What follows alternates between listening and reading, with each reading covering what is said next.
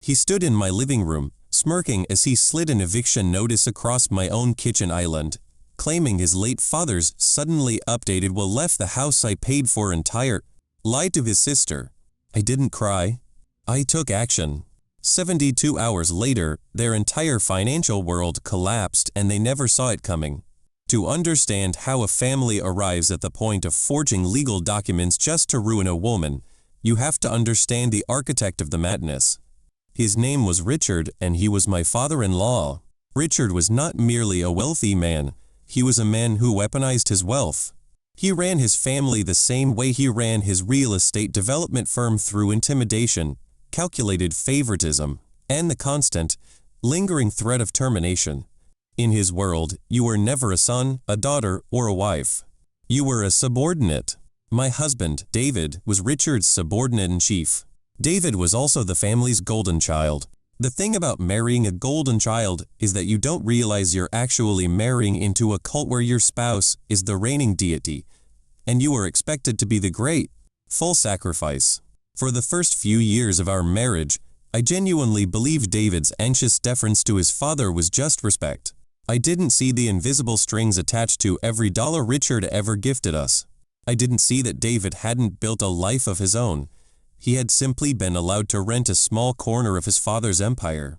That empire included the property we lived in, a sprawling, dilapidated Victorian estate that Richard had purchased decades ago and let fall into ruin. When David and I got married, Richard offered us a deal. We could live in the house rent-free provided we funded the renovations ourselves. It will be yours anyway when I'm gone, Richard had promised, swirling a glass of scotch in his leather-bound study. Consider it an investment in your own future. And so I invested. I liquidated my own premarital savings, an inheritance from my late grandmother, pouring over $400,000 into new plumbing, structural reinforcements, custom hardwood floors, and a modern kitchen. I transformed a rotting liability into a multi-million-dollar asset. But I am not a fool and I am not naive. I knew Richard's promises were written in water. Before the first sledgehammer ever swung, I demanded legal protection. I required Richard to formally draft a will explicitly leaving the estate to David and me, citing my financial contribution as binding equity. Richard, insulted but recognizing I wouldn't budge, complied. We used his longtime attorney, an old-school lawyer named Arthur Vance, who drafted the master will. We all signed it. It was notarized, stamped, and finalized. What Richard and David didn't know was that when Mr. Vance retired 2 years later and closed his practice, he mailed the original, blue ink, wet signature document directly to me for safekeeping. I placed it in a secure, fireproof safety deposit box at a bank 2 towns over. I never mentioned it. I simply let them assume the original was lost in Vance's retirement shuffle or sitting in a forgotten filing cabinet. For 7 years, I lived in that house, absorbing the daily, suffocating reality of Richard's control. The gaslighting was relentless. If Richard made a cutting remark about my career or my family background, and I brought it up to David, I was met with the classic defense of the coward. That's just how he is, Raw. You're overreacting. He didn't mean it like that. Gaslighting in family systems isn't always screaming matches and broken plates. Usually, it is a quiet, systematic erosion of your reality. It is 1,000 tiny moments where you are told that the disrespect you just experienced didn't actually happen, or that you somehow provoked it. And David was the master of enforcing his father's reality. I watched my husband twist himself into knots to justify Richard's cruelty, always prioritizing his father's comfort over my basic dignity. Let me pause here, because if you've ever lived in a family dynamic like this, you know the phrase keeping the peace. It's the mantra of the broken. You swallow the insult at Thanksgiving dinner to keep the peace. You pay the bill they suddenly forgot they promised to cover to keep the peace. You ignore the blatant, targeted disrespect to keep the peace. But let me be entirely clear with you. Keeping the peace is just slow self-destruction with a polite name. You are not keeping peace. You are simply hoarding the war inside your own body. You are absorbing their dysfunction so they don't have to face it. And every single time you stay silent to avoid a conflict, you are negotiating your own boundaries down to absolute zero. You teach them that your comfort is disposable, and they will treat you accordingly. I kept the peace for 7 long years. I smiled at the dinners. I thanked Richard for his generosity. I played the dutiful, quiet wife. Then, last November, Richard was diagnosed with aggressive pancreatic cancer. The timeline was short 3 months, maybe 4. And the moment the diagnosis was confirmed, the atmosphere in my home shifted from suffocating to toxic. David stopped talking to me. He began taking hushed phone calls in the garage. His sister, Clara, who had barely spoken to either of us in 5 years, was suddenly flying in every weekend, bringing her spoiled teenage son, the golden grandchild, and holding Chloe. Said door meetings in Richard's study. The air in the house grew thick with secrets. I would walk into a room and the conversation would instantly die. I noticed financial documents carelessly left on the dining table being snatched up the moment I appeared. They were preparing for the end, and they were actively fencing me out of it. I didn't know it then, but that cold Tuesday evening was the last day I would ever feel afraid of her or of him, because what I was about to discover hidden inside David's locked desk drawer changed everything I thought I knew about the man I married. For 7 years, I played the dutiful, quiet wife, absorbing every slight and swallowing every insult. That ends here. It happened on a Thursday evening. David had rushed out to the hospital to sit with his father, leaving his briefcase on the dining table and his keys tossed carelessly on the kitchen counter. Among those keys was the small brass one that opened the bottom drawer of his home office desk, a drawer he always jokingly claimed was full of boring tax stuff. I wasn't looking for a conspiracy. I was looking for our joint tax return from the previous year for a loan consolidation I was handling. I unlocked the drawer. Inside, there were no tax returns. Instead, sitting on top of a stack of manila folders, was a thick document bound in heavy black paper. The title read, Last Will and Testament of Richard Sterling. The date in the corner was from just 3 weeks prior. My blood ran cold. I carefully opened the cover and began to read. The legal jargon was dense, but the intent was crystal clear. Richard had drafted an entirely new will. He had explicitly revoked all prior wills and testaments. In this new document, the entire liquid estate, the business, and the offshore accounts were left to David. And the house? The sprawling estate I had poured my grandmother's $400,000 inheritance into? That was left entirely to his sister, Clara, free and clear of any encumbrances. There was a specific clause tucked onto page 4. It stated that upon Richard's passing, any current occupants of the property who were not named beneficiaries were to be considered month-to-month tenants and were to be given exactly 30 days notice to vacate. They were stealing my home. They were wiping out my life savings. And David, the man who slept next to me every night, had orchestrated it alongside his dying father. A lot of people think a paper trail is something you start when you finally hire a lawyer. It isn't. A paper trail is what you build in the absolute silence before the war begins.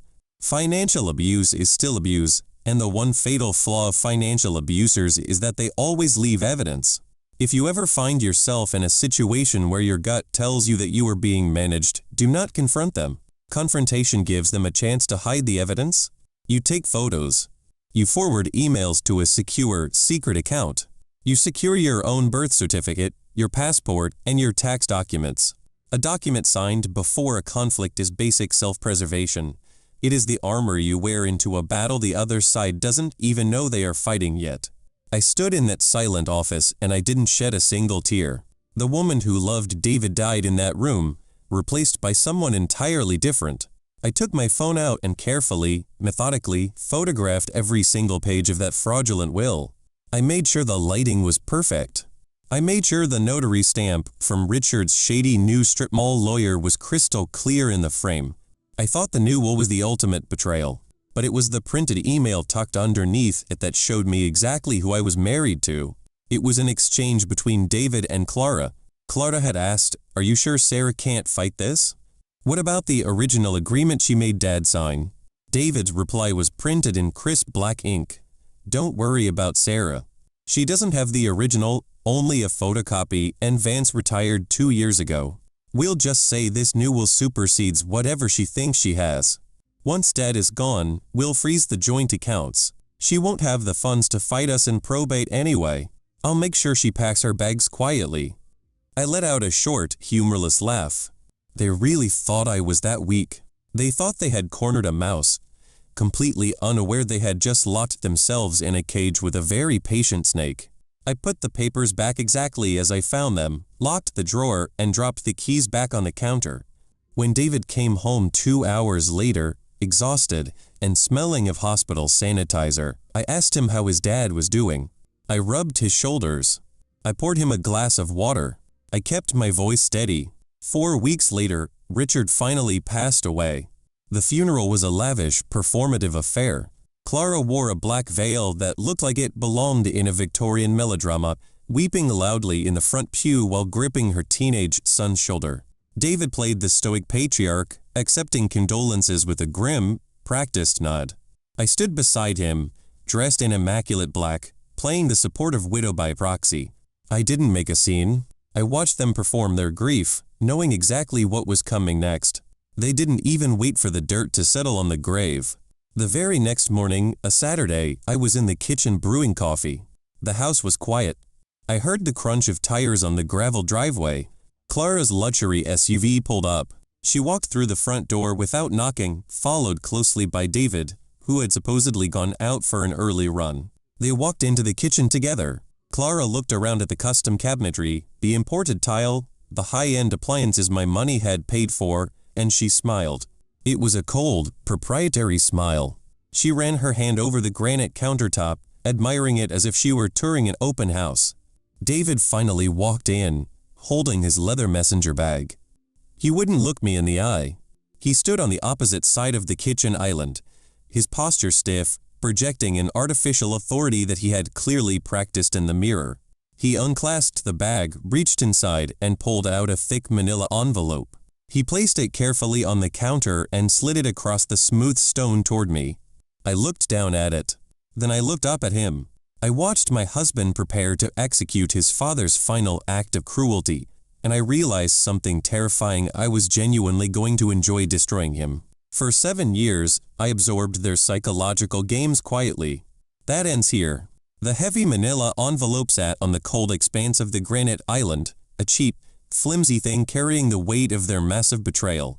David wouldn't even look at me. He kept his gaze fixed on the brass light fixtures above the sink, shifting his weight awkwardly from foot to foot, like a little boy waiting to be dismissed from the principal's office. Clara, however, was entirely in her element. She practically vibrated with excitement, her designer handbag slung over her shoulder like a hard-won trophy.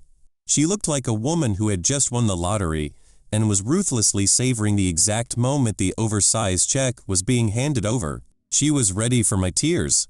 She was ready for me to beg, to ask where I was supposed to go. I let the silence stretch for a long, agonizing moment, allowing them to feel the absolute weight of what they believed was their victory. The morning sun streamed through the custom windows I had paid for with my grandmother's money, illuminating the exact stage where their arrogance was about to violently expire. "It's a formal notice to vacate," Clara said, stepping forward with absolute, unchecked entitlement. Dad updated his will before he passed, leaving this entire property to me, free and clear. David gets the business assets. But as the new legal owner here, I am giving you 30 days to pack your bags and leave. We decided it's best for the family if we just have a clean, quiet break. I didn't touch the envelope. I simply looked at David, studying the coward I had spent the last 7 years with, and asked if he was absolutely certain this was the play he wanted to make. He gave a stiff, pathetic nod, so I reached into my tote bag.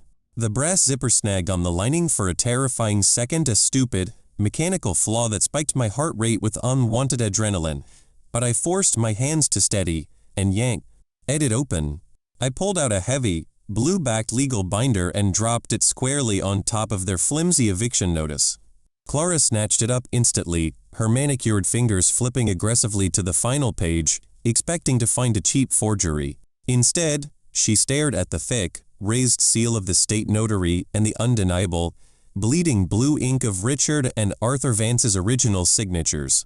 The smug arrogance completely melted from her features, replaced by a twitching, frantic realization that she was holding an ironclad contract. She read the irreversible equity clause twice, her mouth opening and closing without a single sound coming out. their faces drained of color. The room went dead silent. The heavy, suffocating quiet of a ruined conspiracy hung in the air, broken only by the low, steady hum of the refrigerator. "I believe you are trespassing," I said. There is a profound truth you only learn when you finally stop absorbing other people's dysfunction. People who scream loudest about loyalty have done the least to earn it. Boundaries are simply a description of what you will and will not accept. Enforcing them is not cruelty, it is absolute clarity. You cannot reason with someone who benefits from misunderstanding you, so you must simply remove their access to you. Leaving quietly, legally, and permanently is the most powerful thing you can do, and when you strip a toxic family of their leverage, their collapse is never graceful. David finally broke the silence, his voice cracking with a high-pitched panic. "Sarah, what is this?" "That's an old draft. Dad updated the will 3 weeks ago. This document doesn't mean anything. It's void." I let out a short, humorless laugh. "David, I know about the strip mall lawyer. I know about the fraudulent document currently sitting in your locked bottom desk drawer. And I know about the printed email where you promised Clara I wouldn't have the funds to fight you in probate court." He physically stumbled backward, his hip hitting the edge of the stainless steel stove. The audacity he had to look shocked was staggering. "You went through my desk," he stammered, desperately trying to pivot the conversation to faux outrage, falling back on his father's classic gaslighting tactics. "You invaded my privacy? You're insane, Sarah." "I secured my future," I replied, keeping my voice steady. "And here is the reality of your situation. Arthur Vance didn't just give me the original will. He also facilitated the original deed transfer that your father signed to avoid capital gains taxes when I paid for these renovations. This house hasn't belonged to Richard in 4 years. It belongs to a private LLC, of which I am the sole managing member." Clara dropped the binder on the counter as if it had burned her hands. "That's a lie," she hissed, her voice trembling with fury. "Dad would never give up control like that. He wouldn't. Your father loved avoiding the IRS more than he loved either of you," I stated coldly.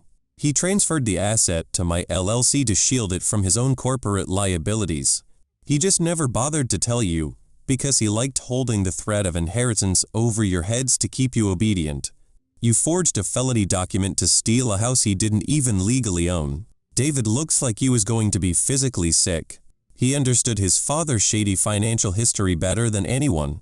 The pieces were finally locking together in his mind, and the horrifying reality of his own criminal exposure was dawning on him. Forging a will is a state felony. Doing it to defraud an LLC is federal corporate fraud. "Get out," I commanded, pointing to the hallway. "Both of you. If your cars are not off my property in 3 minutes, I am calling the police and handing the photographs of your forged will straight to the fraud division." Clara began screaming. A full, unhinged meltdown. She threatened a massive smear campaign, shrieking that she would tell everyone in our social circle I was a gold-digging thief. She threatened to bleed me dry in legal fees until I was forced to sell the property just to survive. I didn't argue. I didn't justify myself.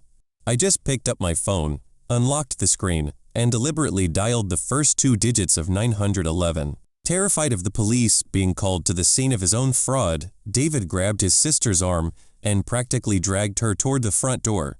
Watching their luxury SUV frantically peel out of my driveway, I thought I had uncovered the absolute worst of their secrets, but what I found inside David's hidden business account, TS the following Monday, proved I hadn't even scratched the surface of his betrayal. Walking out of that kitchen felt like victory, but the next 72 hours taught me what victory actually costs, because a cornered family of narcissists, stripped of their narrative control, is the most dangerous version of themselves. The confrontation was the spark. What came after was the fire.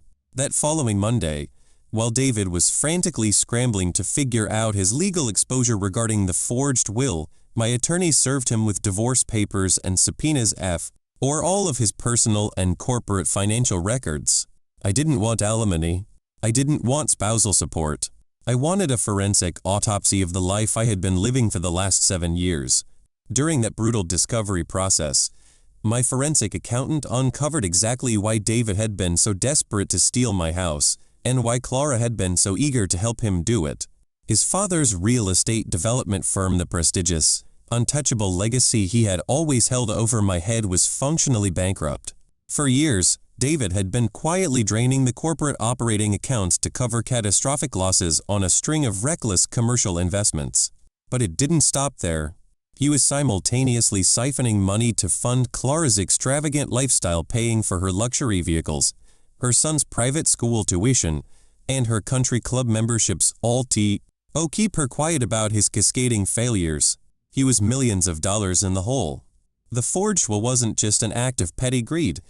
It was a desperate, panicked attempt to liquidate my property and use the cash to save himself from federal embezzlement charges before the firm's creditors came calling. When the absolute truth of their financial ruin became public record in the divorce filings, their united front shattered overnight. Clara instantly turned on him, initiating a vicious, unhinged smear campaign. She posted frantic, rambling monologues on social media, accusing David of elder abuse and systemic financial fraud, completely throwing her golden child brother to the wolves in a pathetic bid to save her own social reputation. She even tried to call me, leaving a string of weeping voicemails claiming she was manipulated by him and begging for a united front. The irony was deeply poetic. The family that had bonded over their shared cruelty toward me was now tearing each other apart in the public square, scrambling for scraps of dignity that didn't exist. I didn't stick around to watch the bloodbath. I packed my bags, booked a month-long rental in a quiet coastal town in Maine, and let my ruthless legal team handle the execution. Going no contact is not a dramatic, vindictive act. It is a necessary medical decision for your own central nervous system. I blocked their numbers. I blocked their emails.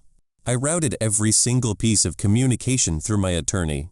When David's lawyer called my representation, practically begging for a private settlement to keep the forged will out of criminal court, I felt a brief, nauseating wave of hesitate.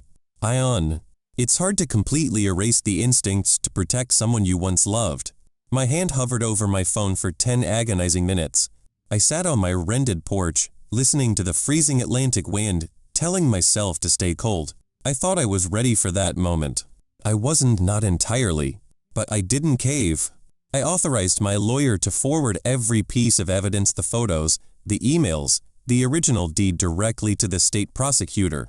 David lost the business, his reputation, and currently faces multiple counts of felony fraud. Clara is under investigation as a co-conspirator. As for the estate, I sold that beautiful, renovated house to a corporate developer for triple what I invested in it, and they bulldozed it to build luxury condos. Now, I want to pause and talk to you directly, because if you are listening to this, there is a good chance you are dealing with your own version of David, or Richard, or Clara. And I need you to understand the critical difference between guilt and shame, because narcissistic systems use your empathy as a weapon to confuse the two. Guilt is the feeling that you did something wrong. It is healthy, it is the moral compass of a functioning, empathetic adult. But shame is the feeling that you are wrong. Shame is a manufactured poison that a toxic family system injects into you, so they never have to take accountability for their own actions. When I refused to hand over my house, David tried to make me feel guilty. But what he was actually doing was weaponizing shame. He wanted me to believe that by protecting myself, I was fundamentally broken, selfish, and betraying the very concept of family. This right here is the absolute core mechanism of trauma bonding. We stay loyal to the people who hurt us because they have convinced us that setting a basic boundary is an act of unforgivable violence against them. They train you to view your own self-defense as a betrayal. You begin to believe that if you just sacrifice a little more of your peace, a little more of your savings, a little more of your sanity, you will finally earn their respect. You won't. You cannot love a narcissist into treating you with basic human decency, and you cannot heal a profoundly sick family system by allowing it to destroy you. The scapegoat never becomes the golden child, no matter how much you bleed for them. The only way to win a rigged game is to stop playing. You owe absolutely nothing to the people who only value you for what you can silently endure. You owe everything to the version of yourself who survives them. So what do you think? Did I go too far or not far enough? Let me know in the comments below.